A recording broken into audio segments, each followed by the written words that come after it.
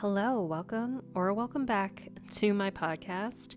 I felt the need to do just audio today because I really have been feeling like I am in a transition, and something about how I thought I should present myself on camera didn't feel quite me. And I also think that I'm feeling back into just myself and my body and my internal voice and learning to express that. So I just wanted to share that I started doing my podcast just sitting in my car, ranting into my phone.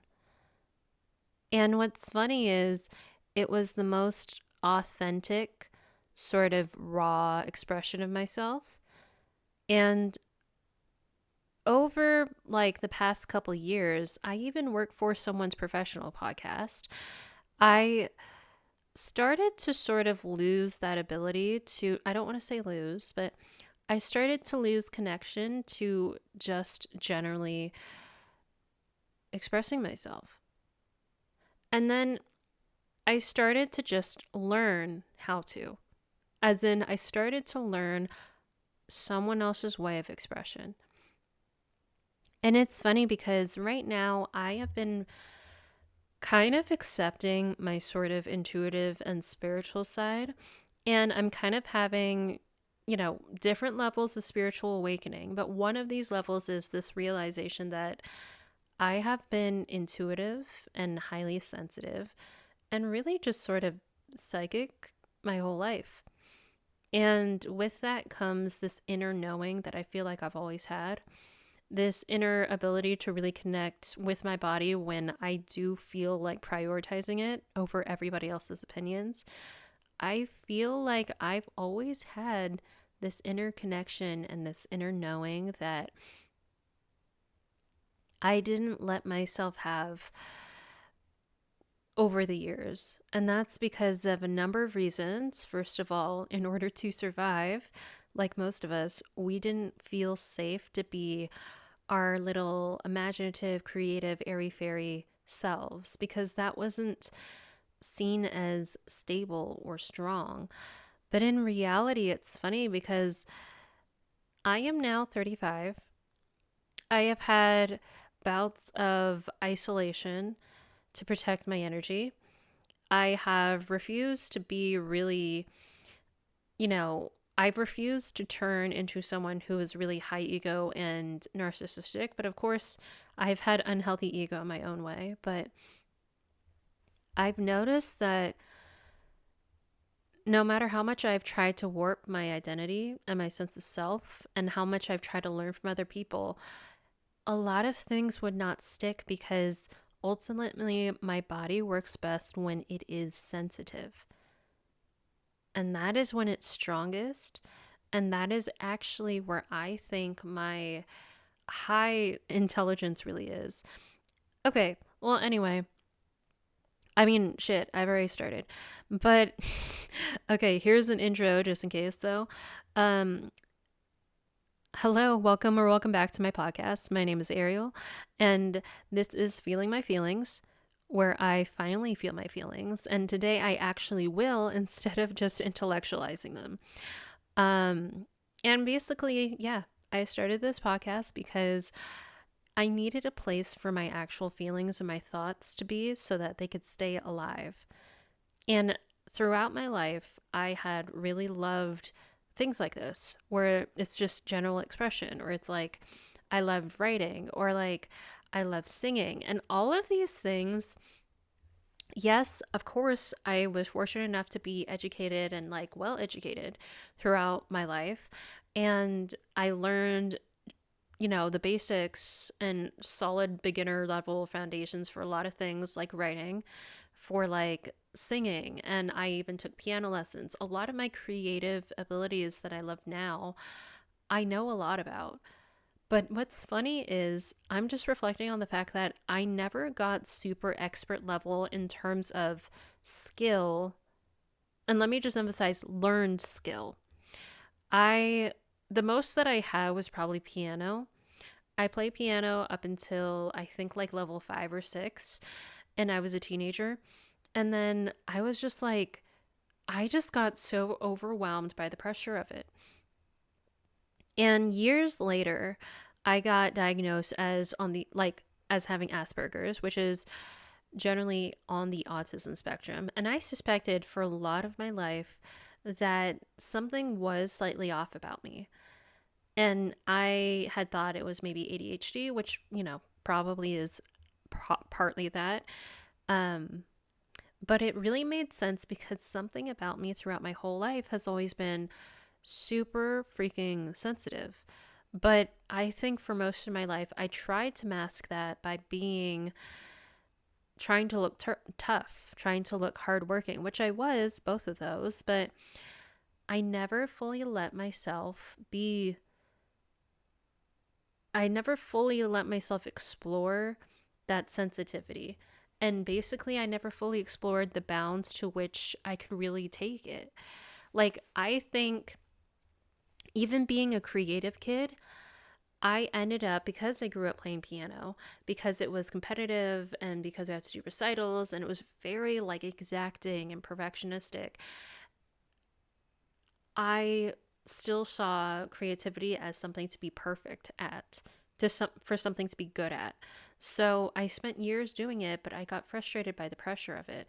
But what was funny was I would be one of those perfectionistic procrastinators, which I've learned now to be a neurodivergent trait, where I would not practice consistently. I would just kind of hyper focus like a day or two before a recital or a competition, and then I would do pretty well at it. Now, of course, I can't do that anymore because I'm also just out of lessons and out of practice, but something about my energy just could not like make myself do things by the book or consistently. So I understand a lot of that now to be neurodivergence, but to put the neurodivergence aside for a second, I also just think that my intuitive side and my sensitive side did not want to learn someone else's way of being creative. This is something that I am really waking up to right now.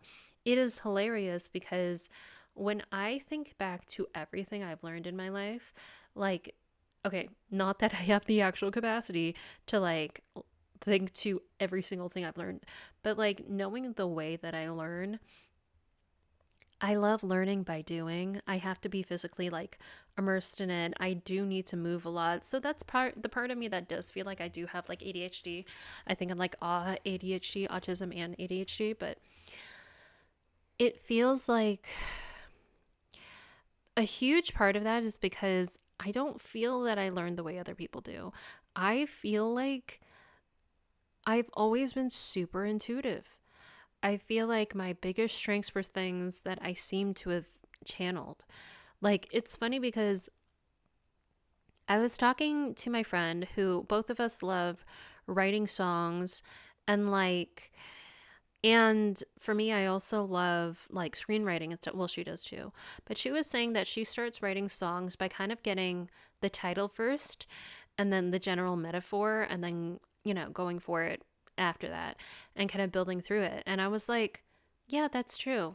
I feel like it just kind of happens naturally for me. Like, and a lot of the times when I'd be writing, or if I was like writing like an essay in school, or when I was like right now, I'm on and off writing a screenplay, but like all of those things, I thought of the title first. And then I realized it was because I always like to think of the theme or like the heart of something first, and like the essence, the theme, like whatever it is, and then naturally like everything kind of falls into that metaphor. And there is something a little bit deeper about that. Like when I was thinking about the screenplay I wanted to write, I've had this idea in my head for almost 10 years now. I've written a couple of different versions of it, but then I realized I think that the screenplay that I want to write is not one that I knew how to write until I grew into it. But I had a title in mind, and like I didn't quite understand what that meant up until now. And so, unfortunately, I mean, I don't know how many people are listening, but sorry.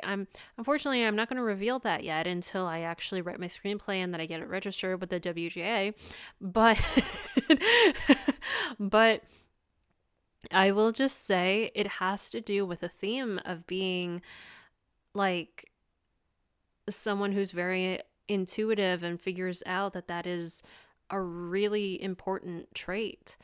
So I didn't realize that that was what I was talking about when I was thinking of that title. And there are other things like, when I was younger, I still had these remnants of thoughts and like beliefs that I think I sort of channeled or that I sort of remembered. Like it's like I've had this really close tie to my guides, to my higher self, and sort of an awareness still of my past lives that I've buried a little bit, but I swear I don't think it's super inaccessible. And I will say that I think everybody can be intuitive. I think you can even like work out that muscle in order to be intuitive again. It's funny, I just looked at the timestamp for what I'm recording and it just hit 11:11. I've been seeing that a lot lately. It was also 11:11 yesterday. I do believe in angel numbers. And lately 11:11 has been happening and I think that's just confirmation that I'm in alignment with myself or I'm starting to be.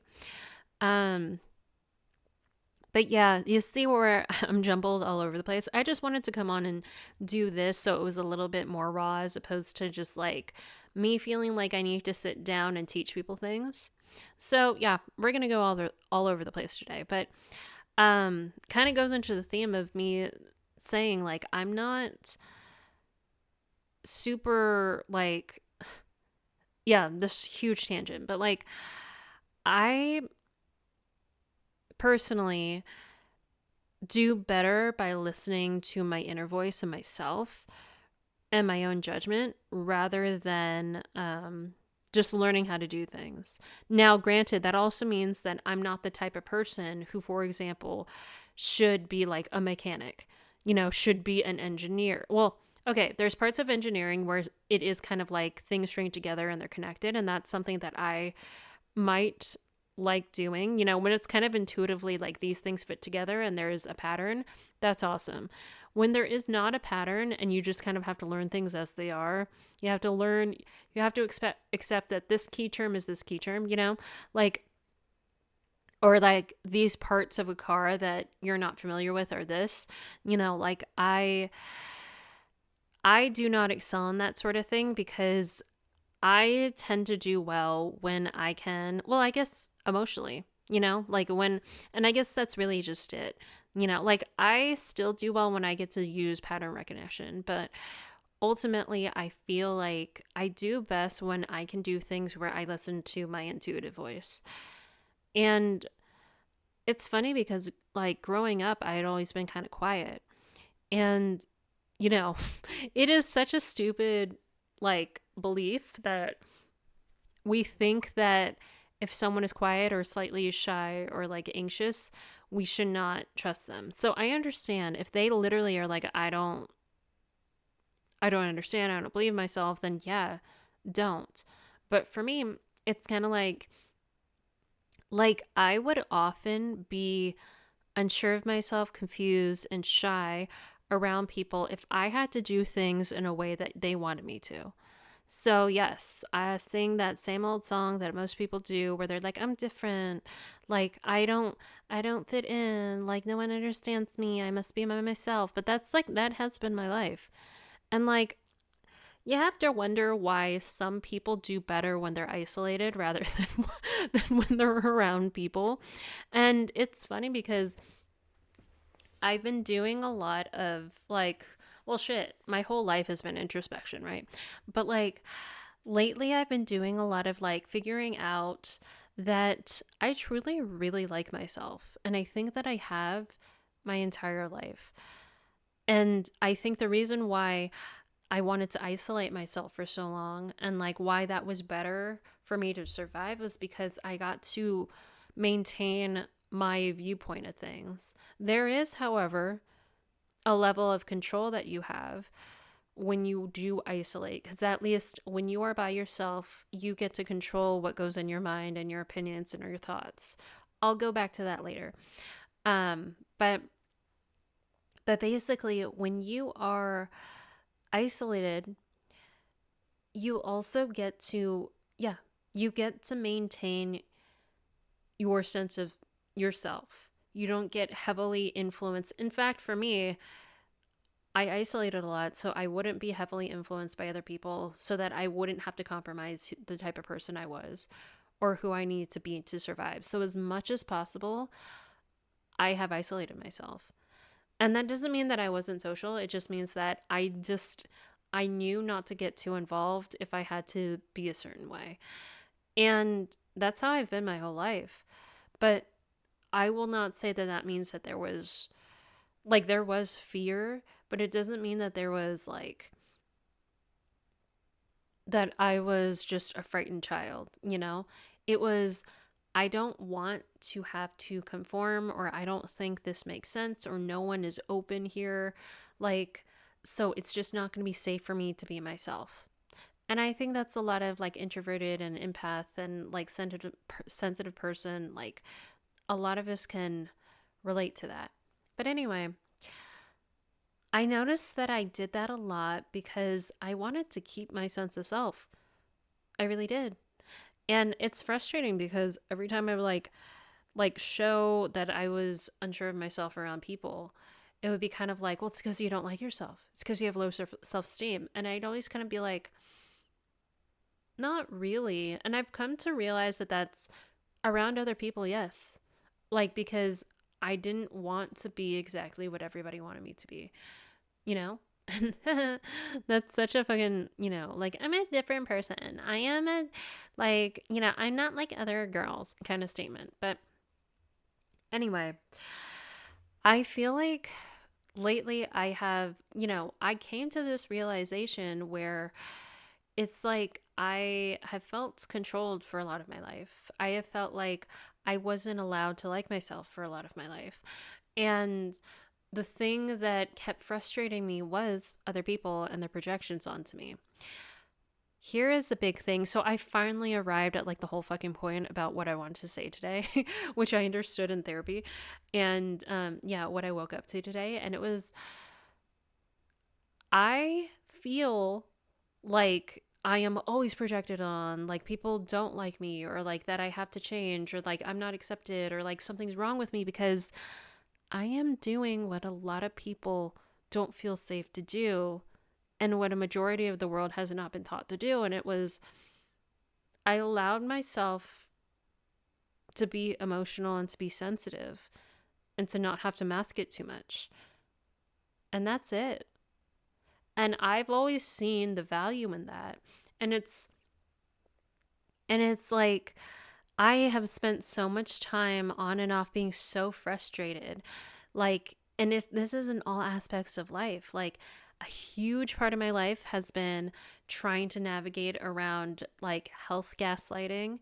As neurodivergent and hypermobile now, I realize that a lot of my miscommunications with healthcare workers have been because they don't understand what goes into either of those things.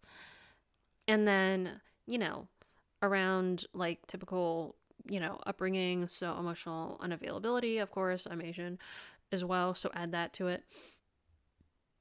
And then, in dating and stuff and friends and like just and obviously in like workplaces and stuff. Like I have always felt like I was this odd person. And it's so funny because it's like, what was the weird thing that I had? If I were to really look back and like try to track why I seemed weird, like I wasn't the type of person who wore my weird. Like I wasn't like trying too hard to look like an alternative kid. Though I'm sure like, I grew up during like in middle school during the emo era. I love emo music. Internally and emotionally, I was always emo. I just did not need to buy the wardrobe, but that was fucking my soul also. Okay. But like, But yeah, I did not wear on my sleeve or make it obvious or make it loud that I was different. Literally, literally, so many people picked up on, and that's funny because they were intuiting this as well, but most of the time, people will pick up on when you are sensitive and they don't think it's safe. And I have found this most of my life in all groups and types of people. Like, I have found that when I am like, oh, I'm just sad right now, and I want to cry. What's funny is most of my life, because I live mostly isolated, I mostly relied on my connection sort of to my body, although I dissociated sometimes, but I got to form my own opinions. And within those opinions, I formed the fact where I was like, oh, okay, I just need to cry now. And it is fucking ridiculous how many people who see you when you cry say one of these couple of things. They go, oh no, I'm so sorry you're crying. They also go, like, stop crying. It won't do you any good. They also just try to fix it so you stop crying. In most situations, people think crying's useless. And for me, I have thought my entire life, oh, I just need to cry. Like, I had the thought, no, it will be done. Like, I need to just do this thing that my body is expelling right now. And it was very practical for me to always understand that. And it's frustrating because the more I wasn't allowed to cry was the more I wanted to cry, And this is why it kind of still boggles me that people treat emotions like that as like they're going to be ongoing. You're only going to be in the state. You're only going to be sad and depressed. And it's like, even then, why do you think the body has the ability to be depressed? I think a lot of people would say, oh, because it's malfunctioning, because you have disease, because you are imbalanced. Yes, but I'm saying, what is the purpose of that hard feeling of depression? It's supposed to be there for a reason. And I think, for me at least, I've always been aware that our hard emotions and our sensitivities are there to help us process things. And there was, even though I wasn't conscious of it then, there was sort of this knowing that I had that, you know, I should probably cry so that I can get through this. And that's not something that a lot of people really understand. Like, they don't trust in their crying, in their body's expression, down to their expression of emotion. Like, the biggest example of this is anxiety and nervousness. Anxiety gets the worst. Anxiety and stress are the worst that you could have, because everyone, again, is like, your brain is fucking malfunctioning, and it is probably the worst for one's ego. It is the worst for one's ego to not look like they have their shit together, and to look like they are not sure, or they are afraid. Everyone is afraid of looking anxious and afraid. I get it. Don't live in that. I think, now I'm a different type. Let's say, okay, let me say this. Granted, I am someone who argues for my emotions because I also know that there is an importance to them. If I was a different type of person and I had not sort of healed or acknowledged this yet, then yeah, I think if I was presented with the emotion and I did not know how to hone it or practice like my expression of it, yeah, then I would probably feel overtaken and confused by it over and over again. And I would have a lot of shame over having that. But guess what? We have shame over our emotions and they don't go away because they are not processed.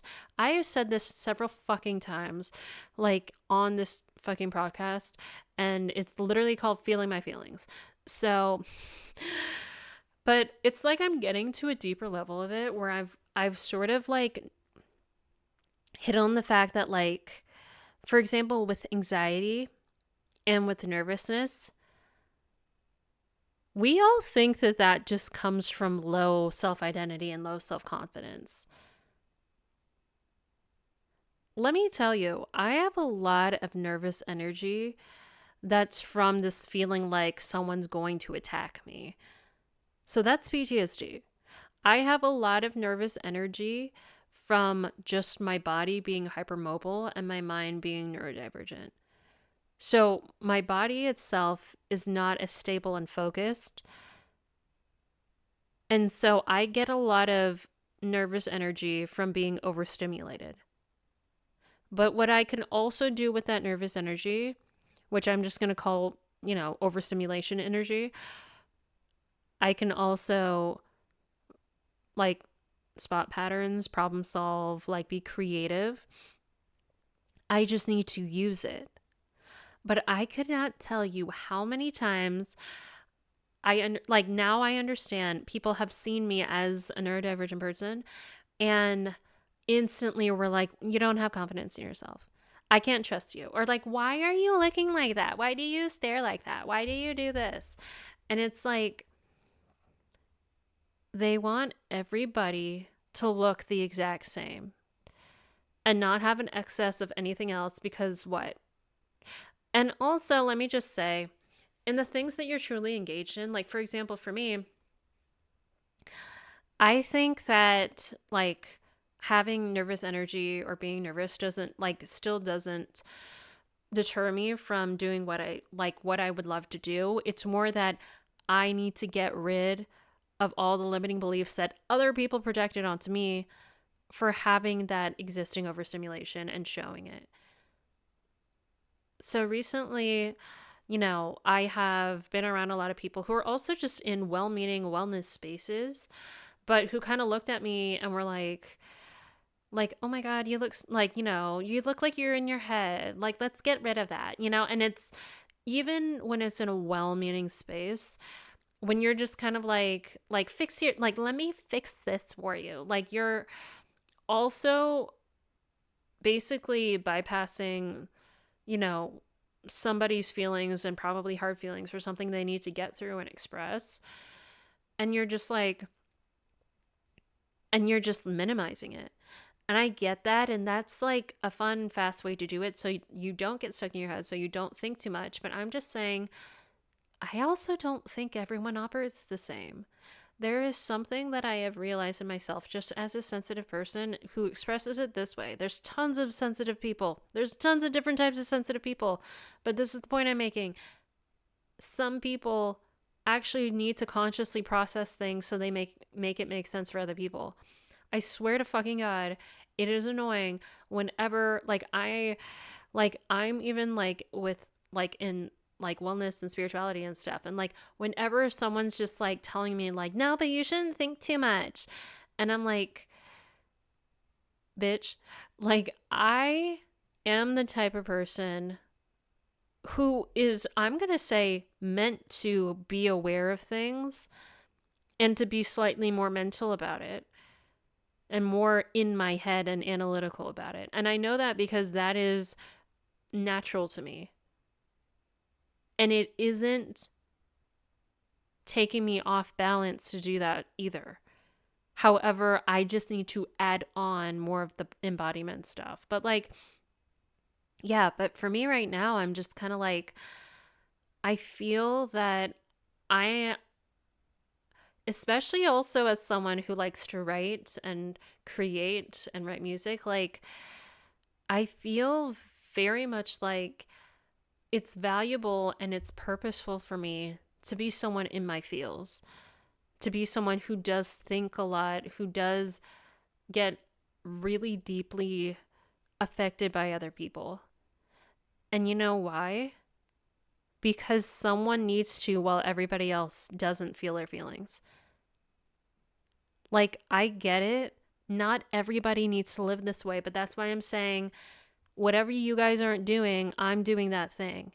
And you can't, you know, like do not deny somebody what works and what is meant for them to do. And I think it's very frustrating because we still fall into this line of thinking no matter what we're doing. You know, like no matter, even if you're in like and so what I'm talking about is, it's funny because and I wonder if they ever like will stumble upon my podcast, but I don't know. So like I really like you guys, but like I recently went to like a training for sound healing, and I noticed that like one of the people was like talking about how like someone's not open or does not feel open because she was like a Reiki person and she was feeling into it. And does that like, and this is like saying it in a group of people, does that not sound like you're just like calling out that somebody is not like emotionally available and open and love and light right now? And it's like, again, really like them, and I don't think that's entirely what they meant. And they were just kind of like, they wanted to send the message really that you're in a safe space. But the thing is it's not your place to tell someone, you know, like you can fucking just say that, pull them aside and be like, don't worry, are you okay? Like I noticed that you're nervous, like I wanted to make sure you're fine. They didn't do that. Someone who had Reiki decided to call that out in a group of people, and then like, you know, just made it a thing. And that's not, that is not the way to like make someone feel safe, to be like, no, we're a safe space, but spirit told me that you don't think that you are in a safe space. Like, y'all, this is why, again, me as being kind of mental and still having my nervous energy and having a lot of health conditions that don't feel like I can super cure it just spiritually, although that is a huge part of it. Like, I feel like I am meant to be this person who is on both sides of these things. And it's crazy because, and I know that I feel like I'm ragging on spirituality a lot like lately. I think that what I'm doing is I'm trying to understand.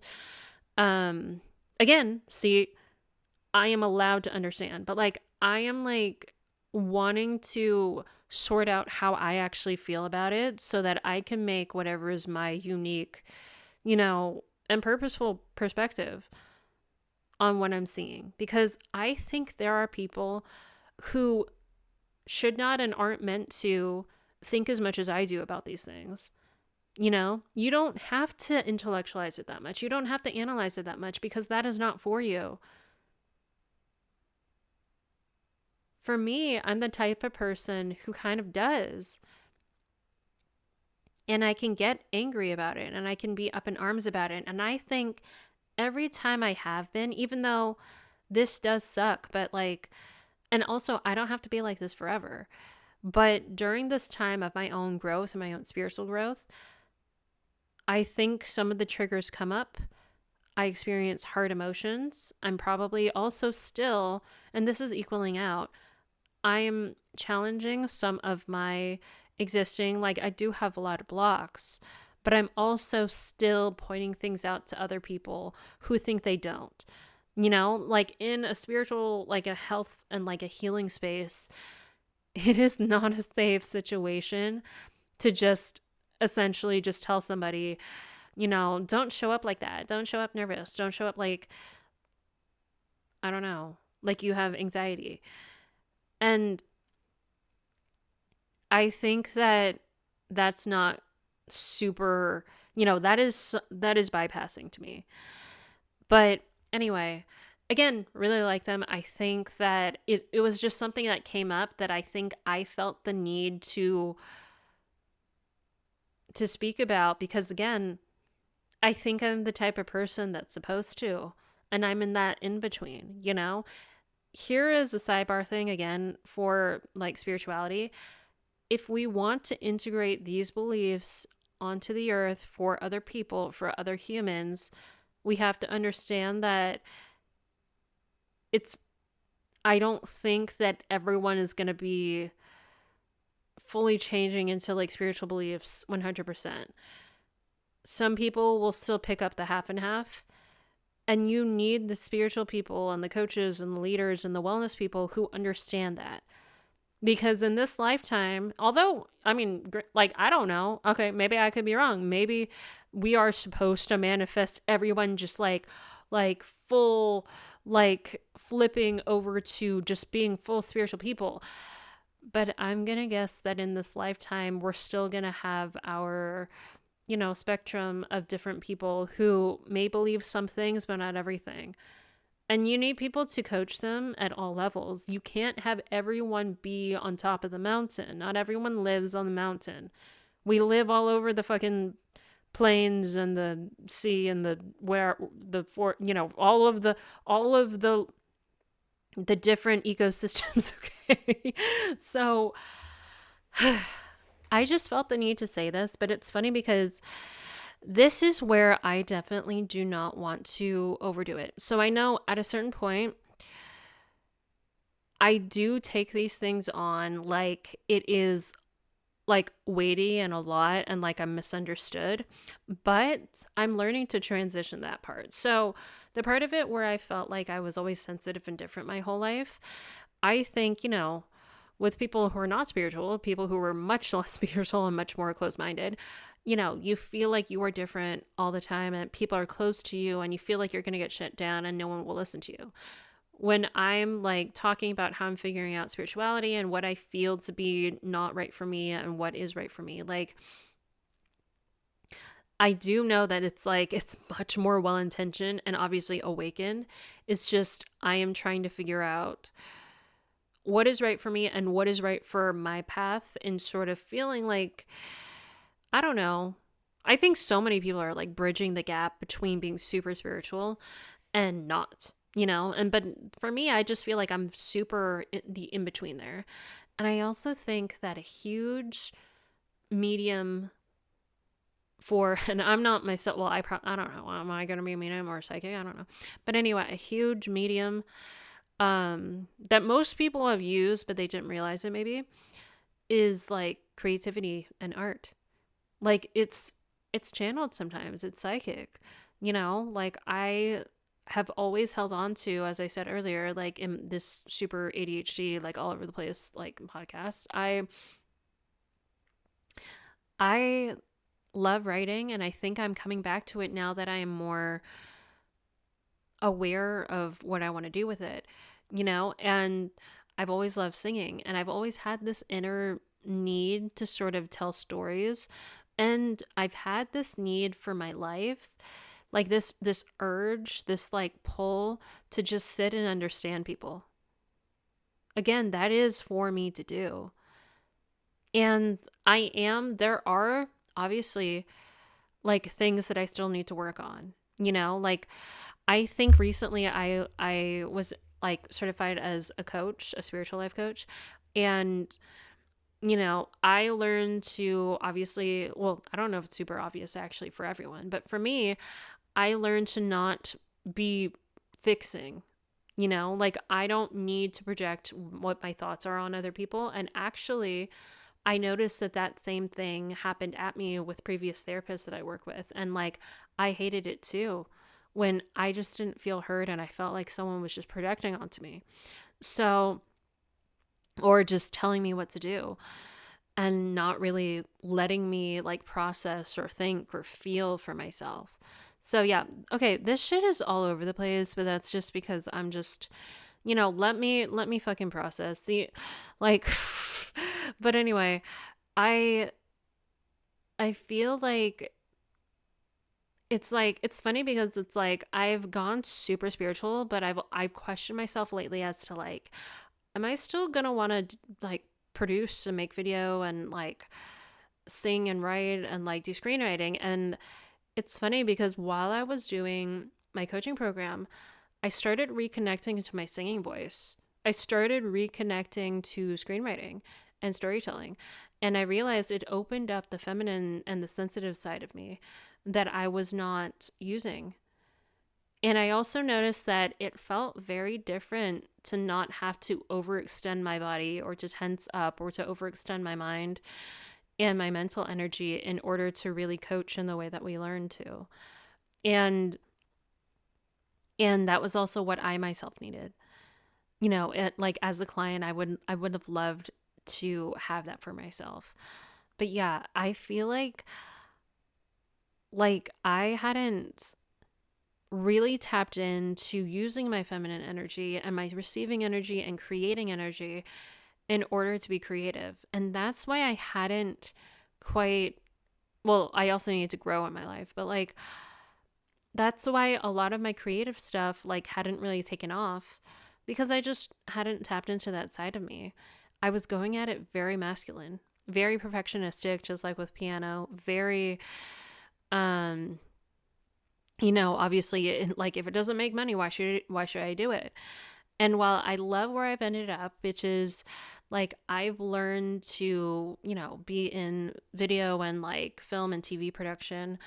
I've done, but that's it does get obviously very physically strenuous and it's not as expressive. However, like right now I'm sort of like doing sort of like marketing and like and I've done some producing and stuff as well. And like now I'm like finally getting to that point where I'm like, I want to write, I want to sing, I want to be the creative, eventually direct and act, and that was always the goal. But it did feel like, for me and my path and just my purpose here, like I feel like I needed to grow and witness things and understand and be that person who not everybody would want to sign up to be, but that's me. Like I was a person who mostly observed people and sort of understood them and then took that information and figured out how to still maintain myself and to be myself and to isolate myself until it felt safer. And I think that was a lot of my path and a lot of what I needed to do and what was correct. And like something that I noticed for myself is like looking back, like I think, again, this gets like, I'm trying not to like let it get to a point where I get pissed off and I want to just reach the point of, I have found an insight, instead of being like, I hate that people do this. Like, I, yeah, I like, I know that okay, the insight I have that I am mildly upset at, but I will take instead as me having an very like insightful like thought. But I know that whenever someone has just had a history of having had depression or isolation or long bouts of anxiety, it's like you look back on that and you go, I'm glad I'm not that person anymore. Or I'm glad that I got to stop being that person.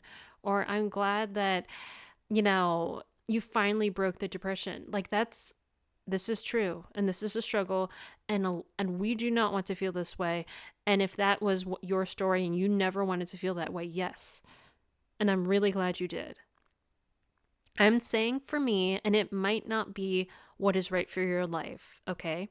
But for me, I am happy to have had those bouts of depression. And I would not take back that person I was. And I would never be upset that I was ever an anxious, shy, or depressed person.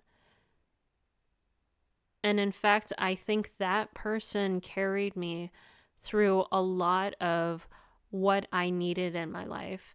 Even if people do not think that those emotions and those time periods are worthy of anything other than being taken out of.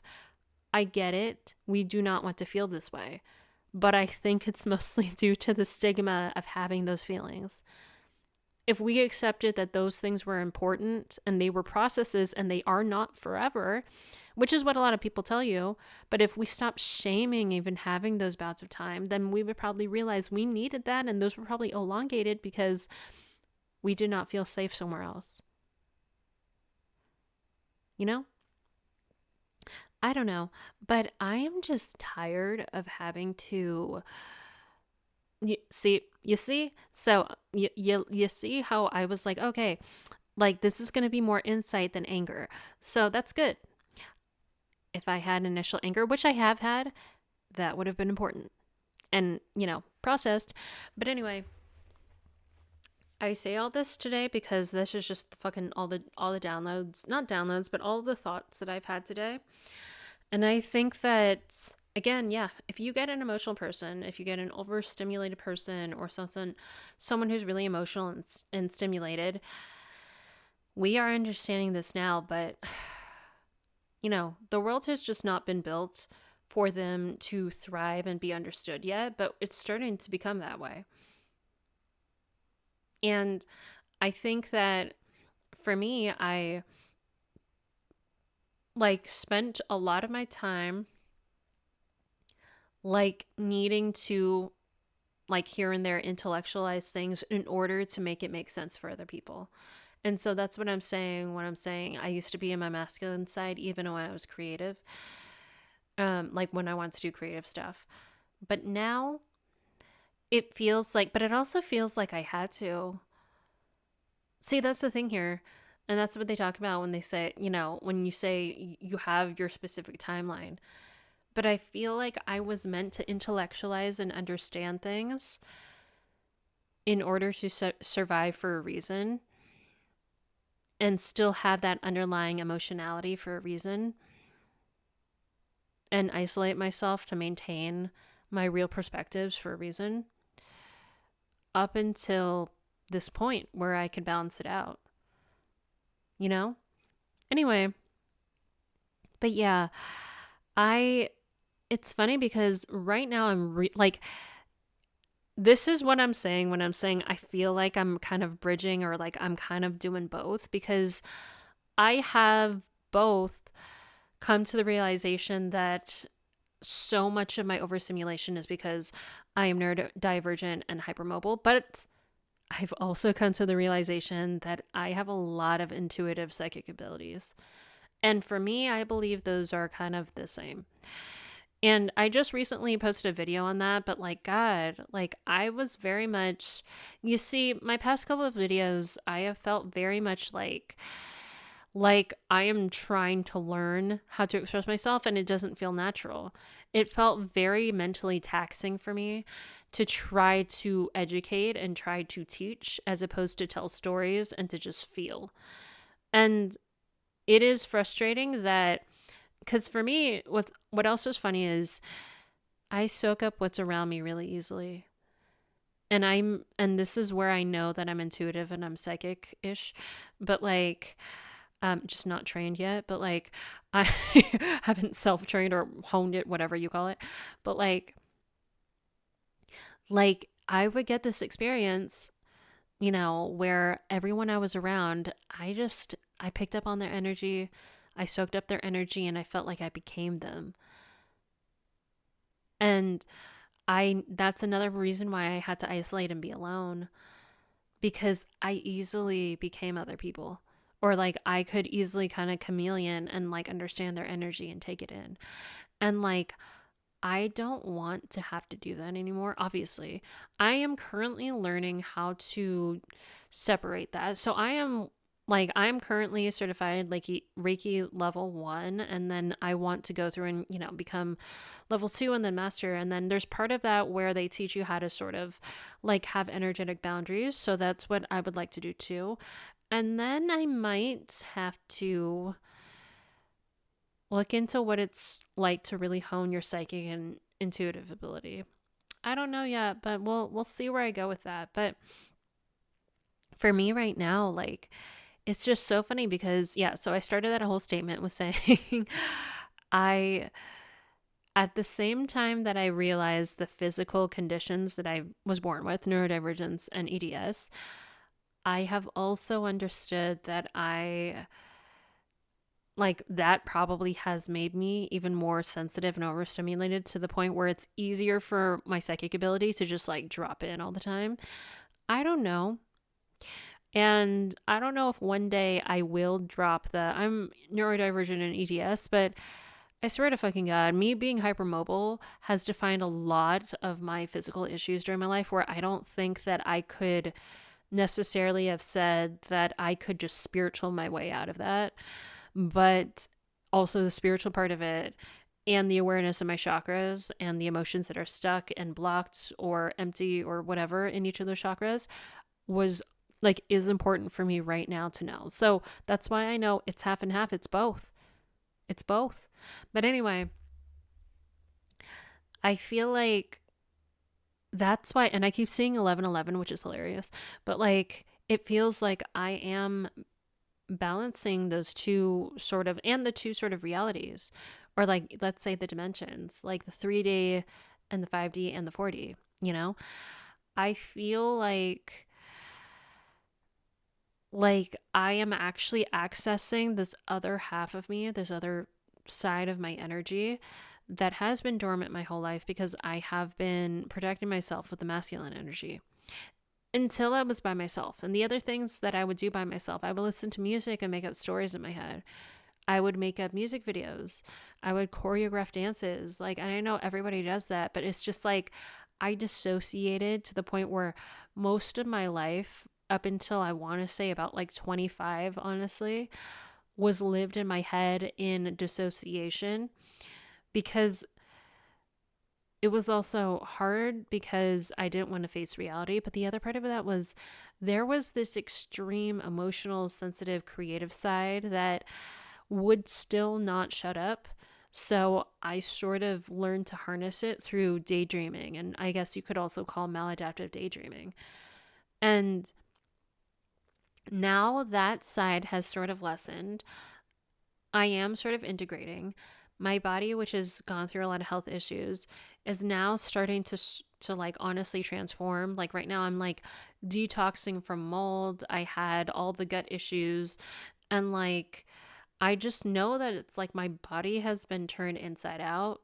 And right now I'm like literally shedding. And knowing that I have mold toxicity is me actually letting go of toxic everything, like patterns, energies, what I pick up from other people. And I'm learning to shed myself, like to shed like parts of myself that I no longer need to protect myself. And like even my body alignment, like the thing is I think that if I wasn't EDS or neurodivergent, it would be easier for me to mask forever. And it would be easier for me to sort of mask like my real feelings by feeling better by just working hard and working out hard and going out, like there would be no reason for me to have deeper introspection except for the struggle that I have with my health. Unless I had other outside stressors, which I do in forms of trauma, but I think that even then I learned how to ignore people. So the only way to get to me and for me to face sort of things deeper was to just like actually threaten my health, which, because I otherwise, if it wasn't like a physical, to be honest, if it wasn't a physical disruption, I don't know that my life and my environments would set it up for me to need to be thinking this deeply. And you know what? I actually think that that might be, to give like neurodivergence and hypermobile people like sort of more spiritual purpose. Like that might be a good reason why there's so many people suddenly waking up to the fact that they're neurodivergent and they're hypermobile. For the people who may not necessarily go super into spirituality, but they need to look more deeply within and they also have to learn more emotionality, or the people who wouldn't have otherwise changed, like if we do give them, some sort of physical issue that forces them to look within more and to rely on themselves and to take care of themselves more than just work hard. If it's physically difficult for someone to keep up with how people hustle and they mask themselves in society, if there's more people who are like that and who are aware that they're like that, then there's more people who will reject the way that we have been working and living. And I think that's really important. And to be honest, I know that I'm like hyping that up a lot, but I actually literally, this feels like an intuitive insight that I have channeled. That's why we're having a quote unquote neurodivergent awakening that sounds annoying. And I know that a lot of people who identify as highly sensitive and psychic and intuitive and spiritual and empathic think, like, is that not just the same thing as what they feel? It depends. I feel like some people don't need to feel that way for whatever reason. Maybe their bodies and their minds in some ways were more regulated and they were able to. And even if you've gone through a lot of like PTSD or like trauma of any sort or whatever, like you you still could have handled like a lot of health issues or gone through a lot of traumas. But I think the subtle difference that you feel, and it's really just more of a subtle difference in the mind for neurodivergence, but the subtle difference that you feel is that you just can't focus it sometimes. You're just so stimulated. And this is why I feel, and again, this is intuitive, this feels like a channeled thought, but it feels like it's a planted thing that the universe did on purpose. Isn't like, I don't like, it's like a planted, purposeful, let's just experiment with the group of people on the earth that are harder to, like, where it's harder to use their ego, essentially. That's what it feels like, where it's harder to focus and pretend and to use your ego. And I think like like yeah, okay, anyway. So I know these are a lot of thoughts. But yeah, I I've just been feeling lately that I have wanted to stop, just like complete change in sidebar now, but I've been going through a year where I've learned a lot. I got certified in a lot, but granted, these were things that brought me back to my feminine energy. But I think the more that wow, there's a train in the background that was really loud. But I will say, even in learning those things, I need to bring it back to myself and work and what works best for my body. And that's what everybody needs to do. But I notice that I get to a point where I don't like overlearning something. Kind of what I was trying to say in the beginning. But once I try to learn something and it becomes totally someone else's way and someone else's method, I don't feel right, because that means that I lose. Like, if I don't use my intuition, I don't think I feel right. Like, and I think that goes for everything, even if it's technical. Like, we all need to ultimately use our intuitions. But for me, I think that I cap out early because I ultimately want to use my intuition. Like, I think I'm meant to be like I'm set up, I'm built for creativity and like intuitive and like being like emotional things, even though I'm good at sort of analyzing, but yeah, like that's why I use it for sort of emotional problem solving, right? But like in coaching.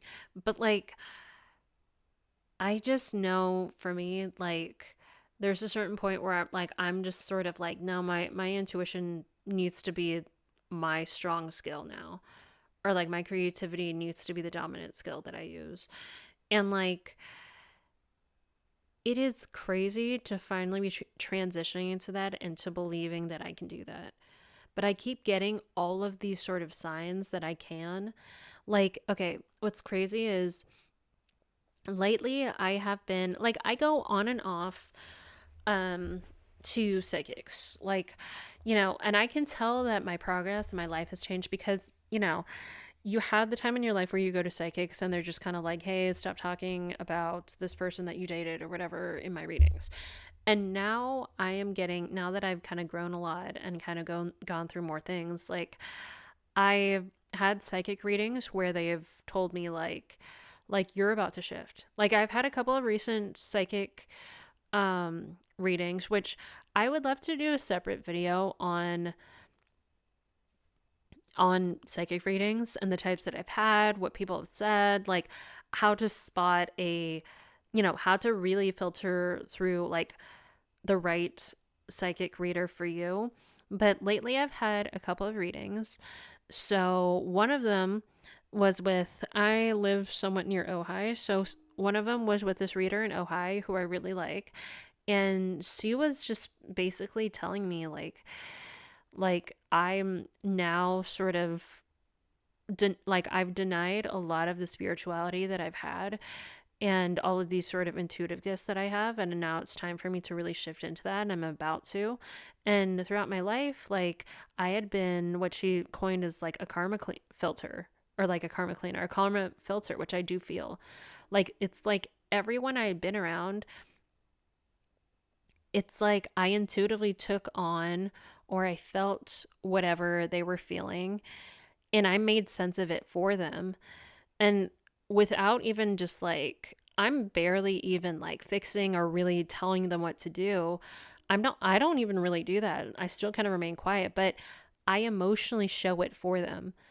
A lot of the times, the people that I was around, like, it's a thing where, like, well, they have an underlying, like, frustration at a thing. And in my body, I'll feel that, and all of a sudden, I'll be like, I feel your frustration. And then after that, I would end up sort of like, I don't know what it would be, like almost, I don't want to say emotionally reacting, but like I would bring that up or I would like feel it so deeply for them. And then it was like I would have the urge to say it for them. So that's how I know, there's a part of this where it's psychic. And like, I know when I was younger, like, and I've said this a couple times before, but like when I was younger, I would sit in class and like when everyone was kind of quiet and we were trying to just focus on the teacher, like it was like I could not concentrate because I was picking up on everybody else's energies. And that's the first indication of, first of all, ADHD, neurodivergence, but also I think that I was psychically ADHD. Like that's why I think it's funny because I think you can have ADHD that is movement, that is a hyperactive, fidgety child. I'm not super fidgety, but I have like empathy ADHD. And so that just sets you up to be basically like, I want to say like sort of overstimulated to the point where you would become psychic faster or you would be, anyway. But yeah, I feel like like I had all of these dormant sort of spiritual psychic abilities like a lot of us have. And I think this is like the right timing for me to really bring it all together. And I did not think I would go this way. I was just sort of planning on creative stuff and maybe nonprofit stuff, but now I'm like, whoa, we're going spiritual. Okay, you know? So this is really interesting. But yeah, that psychic was telling me that. And then I went to a free event in Culver City. And I had these readers who were awesome because they were basically performative, like they vocalized my readings, and so they sung it. And they were telling me, I had this symbol of a snake and I was shedding my skin sort of this year, as it was, this is the year for it as well, because it's the year of the snake, 2025.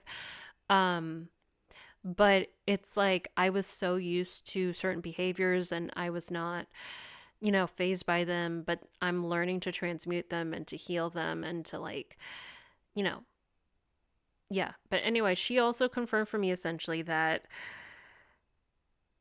I am on the right path and I'm supposed to be going there. So it's crazy. So I think I will see myself like sort of lose the more analytical side of things as I get safer to just express. So I can tell I'm getting back there. And really it's just coming back to sort of being creative too. Like I look back on a lot of the stuff that I've made, not just on this channel, but I've had a lot of other couple channels and social media profiles, and like I would just enjoy romanticizing my life.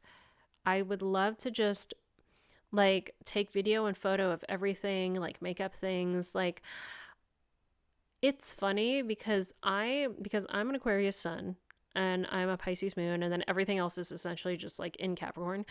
And like, I can pretend to have my shit together and look put together and look very intellectually like sound and like analytical, but just my Pisces moon, plus I have a lot of stuff in my 12th house, which is ruled by like Neptune, which is like, the Pisces house, really. Like, I actually have an almost equal side to me that is all sort of spiritual. So, or all kind of in the like not just in the ethers, in the spiritual and the other dimensions and the realms. So, I do feel as though like this is very much just a half of me that has not been lived out yet until now, you know? And, you think about like, is this practical? Is it going to be fine? Whatever. And I just think like, this is part of my path. And it's also like, whatever you are actually the best at will, hopefully bring the most abundance to you, you know? Yeah, anyway, this is just like a long ass like mind up, which I honestly do a lot. I just don't always post it. But I do feel like I'm relearning how to express myself again, and it's gone through these sort of different waves. Like this past year, I can tell has not been as expressive and natural on my YouTube channel as I was last year. This year, I was doing a lot more introspection. And I was doing a lot of molds and like toxicity protocols. So my energy has just been depleted. I've also had like dysautonomia, like mitochondria, like sort of like basically a slow mitochondria as well. Like I've been bogged down a little bit more. I've been a little bit more tired and like had balance sort of issues. Plus, again, I was doing like other things and other programs. So I was just really tired. And then I had to do a lot intellectually for like, yeah, I had to do a lot of analysis. I had to do a lot of like learning other people's way of doing things. And I was just not like, I don't feel like I felt like I wanted to show up externally for other people this past year. Like, I felt like it was very much more, I wanted to take care of myself and I didn't need to sort of perform for other people. And I think the previous year, it was just more naturally for me to do that. But I also don't think that I was dealing with a lot of stuff internally. So hopefully, I will grow into more integrating these things. And like, I don't want to have a podcast where I just sit and educate like I have been, because that also doesn't feel right to me unless it's really emotionally charged. But like, I'm kind of missing, the way that I used to do things, which was like I would just left to vlog stuff or like just tell stories or whatever. So, yeah, I think I'll be doing a lot more of that. And then I'm trying to get like my energy up and stuff. Again, got a lot of like health shit to still sort out, but I think it's working out. Okay, but anyway. What else can I say here? I don't know, but yeah, I think if anything, something that I learned going back to just emotional stuff is if you were going through a process, it's okay to go through that process. And the way out is to trust the process, to do it. Because I think we get caught up in trying to even control our levels of anger or sadness or anxiety. And I swear, like, if we just allowed ourselves to really look deeply into why we feel that way, it wouldn't be ongoing. You have these emotions to balance you out. That's what they're meant to do. They're just indications that something else is out of balance. The emotion itself is not the problem. For me, if I've had long bouts of depression and sadness, it's because I couldn't fully feel like I could be myself.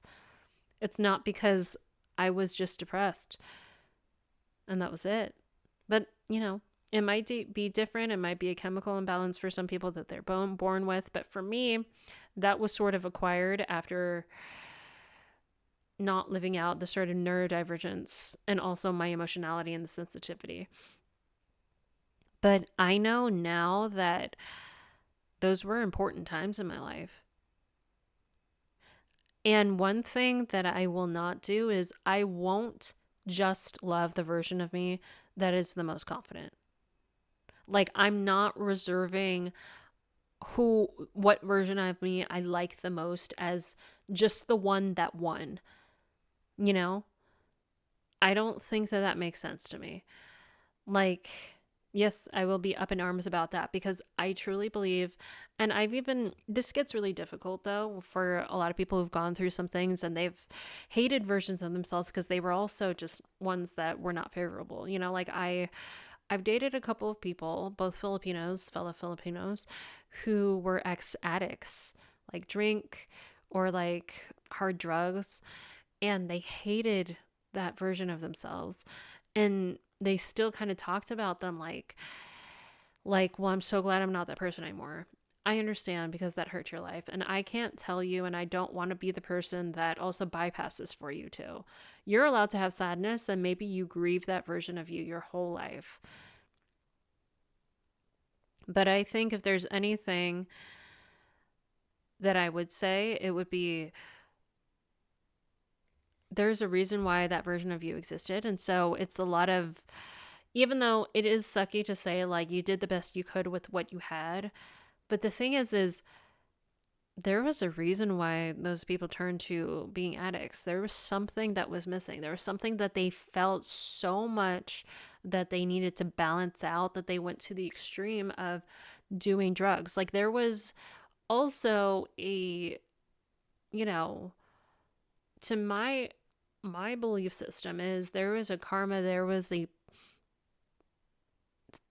something in their lives that sort of had them be in that situation where they needed to learn from addiction, and that gets a little bit deep, and I know it gets frustrating when you think about that because some people have unfortunate timelines, and it's hard to say, oh, you were meant to do that and that was your contract, because that doesn't feel like that gives them agency, or like that gives them any credit for what they have or have not done in their lives, but I just think that either which way, and you can take it or leave it as you would, but every version of yourself was you trying to balance out to understand yourself.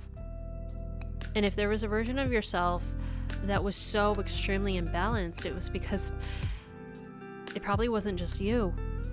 It was probably other things in your environment, other stresses in your life that got you to that point where you became an addict, where you became as isolated and sad and depressed as I was. There was something that made you off balance anyway, and it wasn't just your shameful body's identity's reaction to it. There was something that you were trying to process that did not get processed, and that's why you were the way you were. And I think that it is, not the full picture, and it doesn't teach us anything. I feel like maybe it does, but like it doesn't teach us the whole picture if we just decide, well, that was just a faulty version of myself. That was just an incorrect version of myself. That should never have happened. Like, of course that happened. You were supposed to, that's a direct result of you trying to balance yourself out and figure yourself out and make yourself feel safe. Okay, well, anyway, on that note, I will say again, allow yourself to feel your feelings. And even though it's hard and you might not be in the right situations or be held by the right people in order to do so, as much as you can, allow yourself to hold space for your feelings. Journal, see a therapist or coach.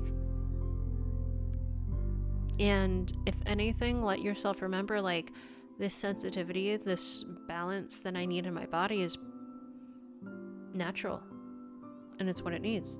Okay, well, anyway, that was a gigantic ass dump. Well, until next time, my content will change again. Peace and love. Bye bye.